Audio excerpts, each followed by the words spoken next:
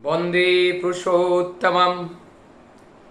मालिक इतने दयालु होते हैं, किस तरह से भक्त के असत कार्य करने से वो रोकते हैं। आज ऐसे ही एक घटना को लेकर आप लोगों के सामने आया हूँ। जो मालिक के शरण में रहते हैं उन्हें मालिक रक्षा भी करते हैं। केवल रक्षा उनको सहयोग अपने उपस्थिति में होकर नहीं, अपितु अनुपस्थिति में भी वह अपने उपस्थिति का इजहार करते हुए भक्त के ऊपर उनकी दया बरसती रहती हैं। आज परम दयाल श्री ठाकुर जी के जो परम श्रद्धेय जो भक्त हैं वो किशोरी मोहनदा, वो अपनी चाल चलन चरित्र से थोड़ा सा नियम से हटकर चलने वालों में से थे, ठाकुर जी के अनुसरण करने से पहले। लेकिन जब ठाकुर जी को गुरु रूप में ग्रहण किया, उसके बाद से अपने जीवन चलने का पथ एकदम बदल सा गया है। जहाँ पर अपना जीवन इस तरह से कुछ संस्कार में लिप्त थे कि उन्हें देखकर लोग डरते थे, आज इस तरह के संस्कार, ऐसे आचरण को देखकर उनके और असंख्य लोग आकर्षित होते हैं। पहले उन्हें एक दुष्ट व्यक्ति की तरह देखा जाता था, आज उन्हें एक भक्त की तरह देखा जा रहा है। घटना है, उनका दुष्चरित्र मन डोल उठा और प्लानिंग था कोई चारित्रिक पतनात्मक दुष्कर्म करने का विचार।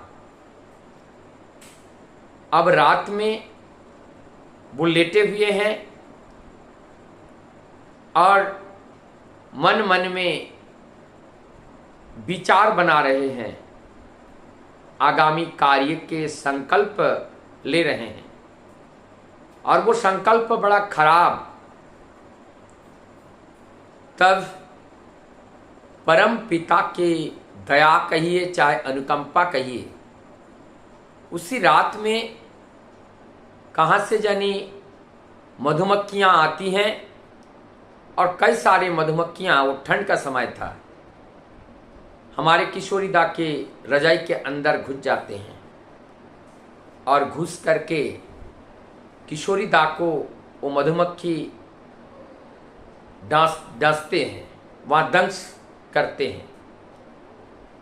फिर उनका पीड़ा इतना होता है कि उस पीड़ा के वजह से उनके चित्त में घूम रहे जो दुष्कृति के कार्य के बारे में वो एकदम भूल सा गए। अब वो मन से उतर गया। अब उनका मन दर्द के प्रति हो गया, उनका विचार भाव सब बदल गए, और रात में उठकर कहीं जाने की शक्ति सामर्थ्य जुटा नहीं पाए और वो सोए रहे। मन ही मन सोच रहे हैं, परमपिता की यह असीम दया है कि इतनी क्लेश के अंदर भी हमें सुख प्रियता है। इसलिए क्लेश सुख प्रियता भक्त अनुरागी लोगों के लिए अत्यंत प्रिय होते हैं। इतना कष्ट उन्हें हुआ, इसके बावजूद भी वो आनंद में है कि आज परम दयाल की दया से एक कुकृत कर्म करने से हम बचे और हमें बचाया गया। ये परम पिता की दया है। अब रात में ये जो घटना हुई, इस घटना के बारे में उन्होंने कहीं कोई वर्णन नहीं किया, किसी को बताया नहीं। अब सुबह उठते हैं। सुबह का समय परम दयाल सच्चिद ठाकुर किशोरीदा के घर की ओर आते हैं और आकर पूछते हैं, किशोरीदा, रात में जो मधुमक्खी आपको कटा है, जिस मधुमक्खी ने आपको डसा है, आपका कोई कष्ट तो नहीं हुआ? इस बात को सुनने के बाद किशोरीदा कहते हैं, ये बात तुम्हें पता कैसे चला कि मुझे मधुमक्खी ने डसा है? ये बात पता कैसे चला? ये बात कहने पर परमदयाल सच्चिद ठाकुर अनुत्तरित हो गए और इसी बीच में वह अपने बदन के ऊपर मधुमक्खी के द्वारा डसा हुआ निशान को दिखाते हुए कहते हैं, देखो ये निशान हमारे शरीर में है। आप किशोरीदा ठाकुर जी के शरीर को देखते हैं, जहाँ जहाँ किशोरीदा के शरीर में मधुमक्खी ने डसा, ठीक वही वही जगह पर ठाकुर जी के शरीर में भी मधुमक्खी ने डसा है। ये निशान जब किशोरीदा ने देखा, किशोरीदा के दोनों आंखों में आंसू भर आई और प्रभु के प्रति कृतज्ञता का ज्ञापन करते हुए अपने नयन भरे अश्रु उनके चरणों में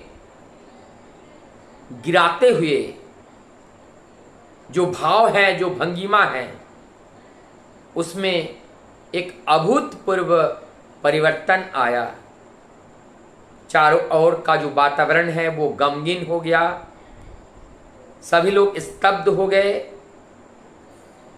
और इस घटना के जो लोग साक्षी थे उन लोगों ने इस विचित्र लीला का दर्शन किया और आनंद उपभोग किया। भक्त और भगवान, हम लोग सुनते हैं कि भक्त के बिना भगवान की कल्पना नहीं और भगवान के बिना भक्त की कल्पना नहीं। यहाँ पर ये द्वैत भाव हैं और दोनों के बिना इस साधना भी संभव नहीं। आज जो हम कहते हैं भक्त भगवान एक शरीर एक आत्मा, आज उसका साक्षात प्रमाण परमदयाल सच्चिद ठाकुर जी के लीला माधुर्य के अंदर हम लोग देख सकते हैं। कितना आसक्त होने पर और कितना अपनात्व होने पर एक शरीर के ऊपर लगाया गया घात अपने शरीर पे अनुभव कर रहे हैं, अर्थात वो जागृत प्रहरी की तरह है। वो दिन रात हमारे ख्याल रखते हैं। यदि हम उनको जरा सा प्यार करते हैं, उनके बदले में वो निरंतर अनंत जन्म तक हमें रक्षा करते हुए वो चलते हैं और वो हैं हमारे परम दयाल श्री ठाकुर।